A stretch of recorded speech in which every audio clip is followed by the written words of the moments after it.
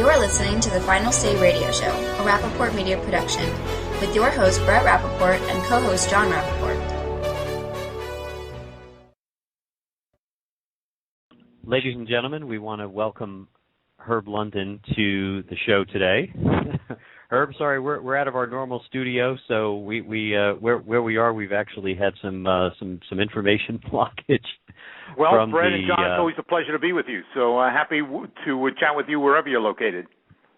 Yeah, you know, it's funny. We actually had the host that we're with. We actually did something that is what you do when you create jobs. You have board meetings where you plan how to spend money and invest it.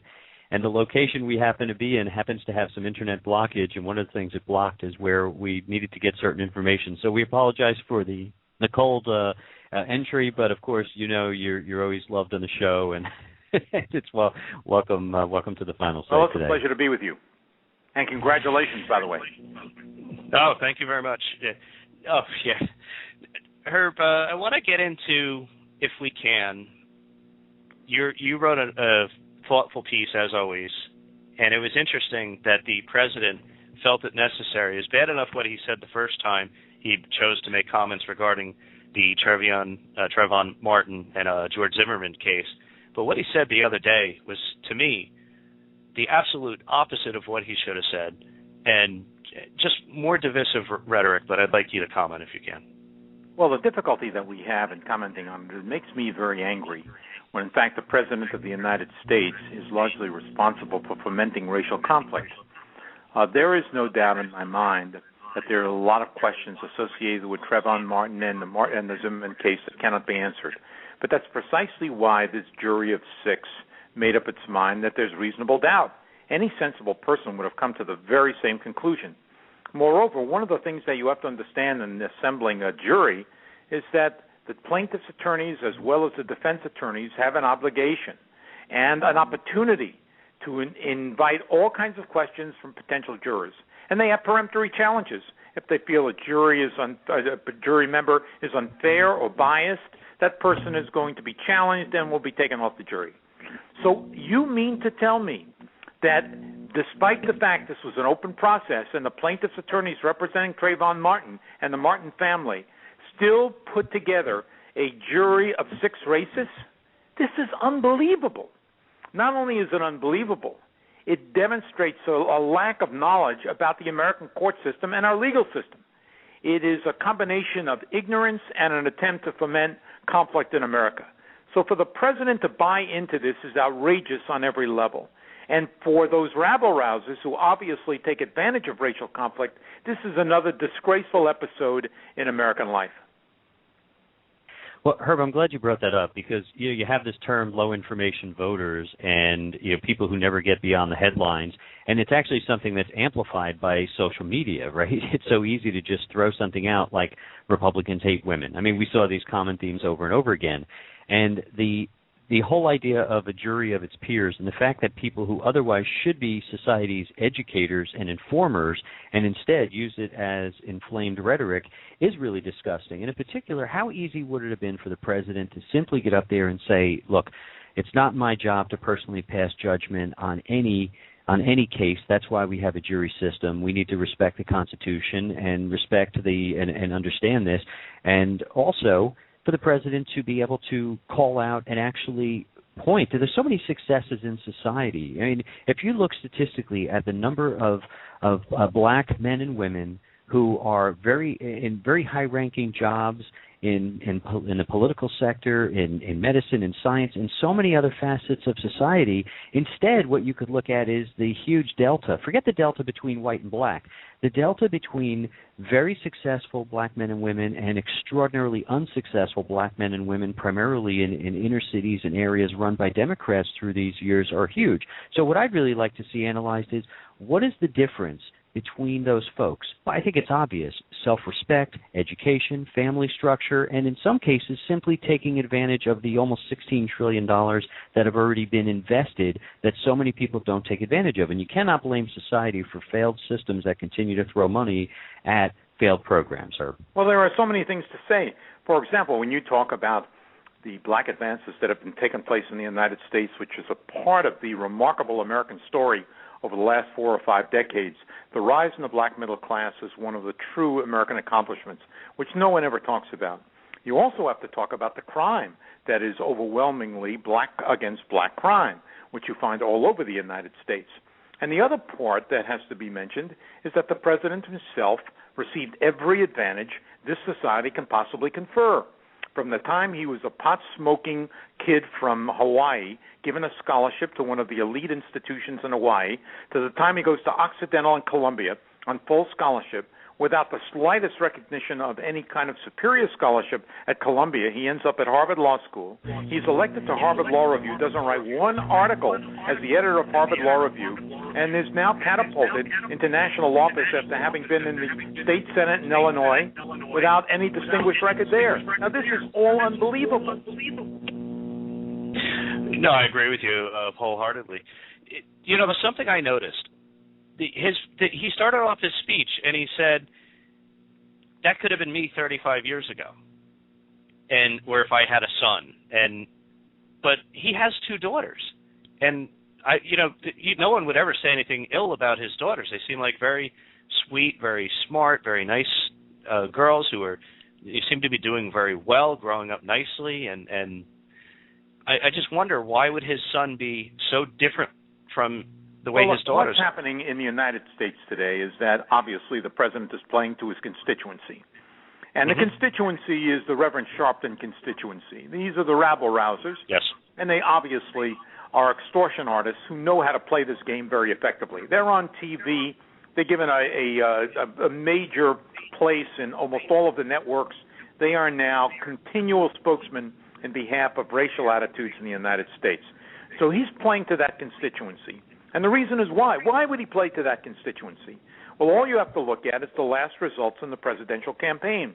The President of the United States got fewer white votes than Dukakis in 1988. Fewer white votes, under 39%. So how did he win the election? He wins the election with 93% of the black vote, 75% of the Hispanic vote, 74% of the Asian vote.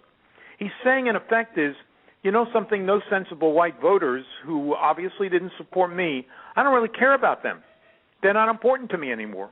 So he is playing to the Sharpton constituency with the understanding that there is a political advantage in playing to these groups. Now, I find this truly reprehensible, and like you, I wanted the president to act in a presidential manner and simply say, look, we have a constitution, we have a rule of law, we have a jury system, and the system tends to be as fair as possible. Is the outcome always what we would like? No, but it is based on the proposition that if there's reasonable doubt, you don't find someone guilty. And they ought to ask the same question about O.J. Simpson. There was reasonable doubt about O.J. Simpson because of that so-called glove that he couldn't put on his hand, and as a consequence, he was found innocent.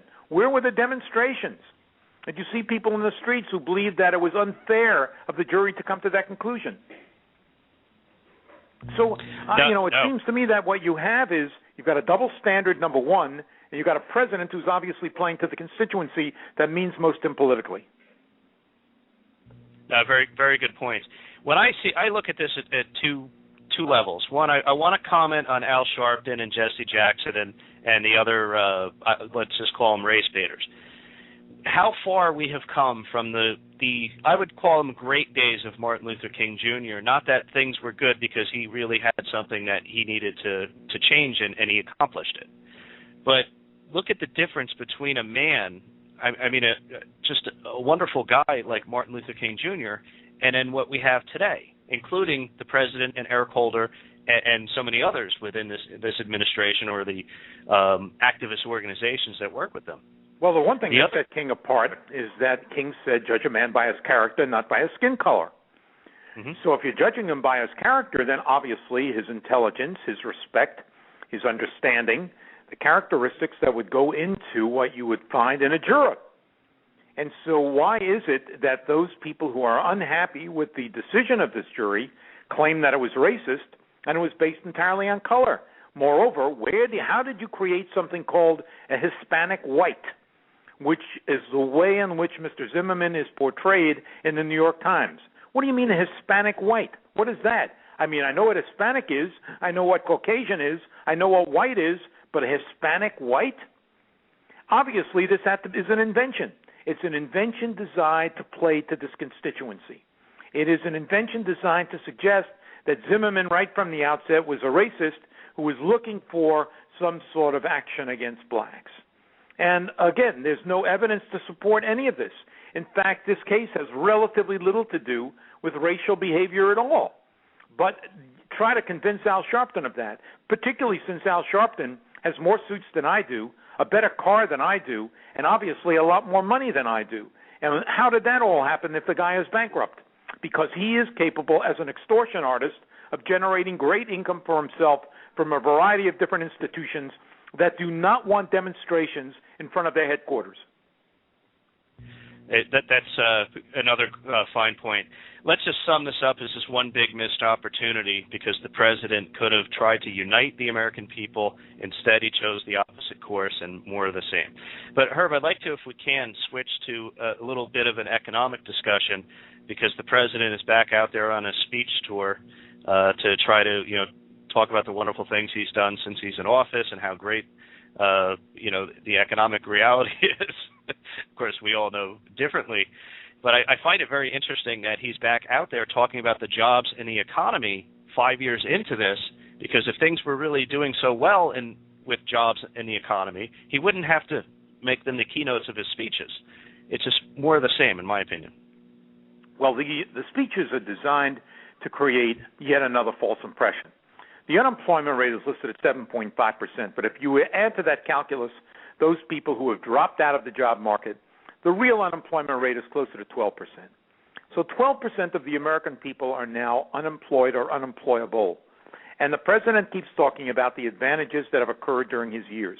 When 180,000 people are added to the workforce, number one, we don't know whether these are municipal jobs or these are jobs in the private sector. Most of the jobs that have been added, obviously, are public sector jobs. So, again, is that a real job? And why should that count, since the taxpayers are picking up the tab for it? And someone working in the private sector has to pay for someone who is working in the public sector. So, again, these numbers are a complete mythology. The other thing that is important to note is that as far as the economy goes, we have seen the Dow rise dramatically. But why has the Dow risen? Largely because the bond market is dead. And so people don't know what they can do with their money. They're not going to get any kind of effective return by investing in bonds or CDs. So you have this push into the equities market. If there's a bubble that bursts, we've got a real problem on our hands in the equities market. But this is all a fiction as well. So when the president says things are looking up, things are very good, this is nonsense, complete nonsense. There is no evidence of it, and were the Fed not in the position of picking up the debt by buying bonds on a regular basis, we would have an inflation rate of 5 or 6%. Imagine what that would do to the accumulated debt in the United States. Instead of something on the order of $17 trillion, would be like $25 trillion if we had a 5% interest rate. So the rate is artificially low because of the actions of the Fed, and this in some ways has thwarted the increase that we've seen in the debt, which again is a desirable outcome, but at some point you're going to have to pay the piper. Who is going to pay for this tremendous debt? If you add the debt to the unfunded liabilities that we have in the United States in the form of Medicare, Medicaid, and Social Security, there is no way in which it can possibly be paid off in this generation, the next generation, the generation after that, because we're talking about something on the order of $85 trillion, which is more wealth than the entire globe possesses. Herb, that's a great point, but I want to add two more things to this. One, to kind of blend those thoughts together, the last conversation and this. To me, government bureaucracies have become the new slave masters. They have turned generations of people into virtual indentured servants and convinced them that they should be happy about it and they should be angry about the other people who we would consider those who actually offer an opportunity. And now I'm going to put that to some facts. If you look at Forbes' at recent analysis in America's 20 fastest growing cities, guess what, Herb? Would you be shocked to know that 5 of those, including Dallas, Houston, Austin, San Antonio, I'm missing one, are in Texas. And then you could take some others like Raleigh, North Carolina, which went Democrat, started to fail, turned Republican, isn't improving. Oh, and then we have 2 in Utah. we're pretty sure that Provo and Salt Lake City have never been, and in the foreseeable future are not going to be, bastions of liberal theology. They are very conservative states. And Phoenix, which obviously has been fairly conservative. And so when you look at that, again, facts speak for themselves. These are all, by the way, private sector job growth driven primarily. Well, the Northeast as a productive economic area is virtually dead. I am sorry to say this. I mean, there's virtually no industrial activity. There's very little innovation. And the tax collectors have made that happen. If you combine the Social Security tax, the federal income tax, the state and local taxes that you would pay in New York, and then you consider the fact that there's a bill pending which would prevent you from deducting your state and city taxes from your federal tax form, I, as a taxpayer in New York, would be paying at the 64% level. I would prefer the European rates, which people are always saying is so much higher than the United States. 64% of my income would go to tax collectors. I work for government. And so I wonder, what kind of country do I live in? What has happened to America? Where is the America that used to be the land of opportunity and the place where you can use your income, your salary, in order to provide for your family and to take care of not only your needs, but in fact make charitable contributions as well? That America is gone. It is a very different place. Now, you raised a point, a very interesting point about what's happening across the nation.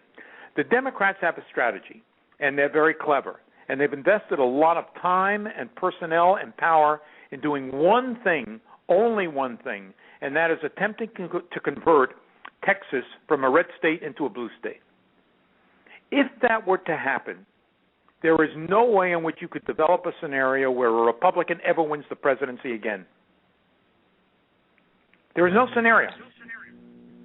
So that's 31 electoral votes, but they go over to the Democratic side in areas where you can pretty much count on the Democrats winning anyway, California, New York, Illinois.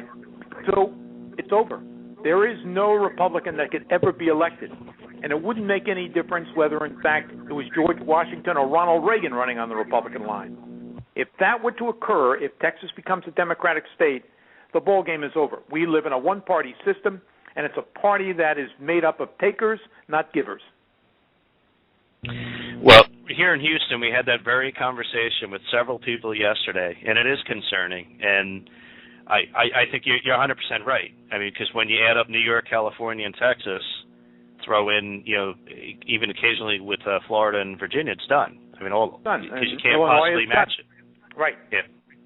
So great point. Well, Herb London, it's been great speaking with you today, and thank you as always. Could you please give us your website that people could follow? Well, the easiest way to reach me is at at thelondoncenter.org.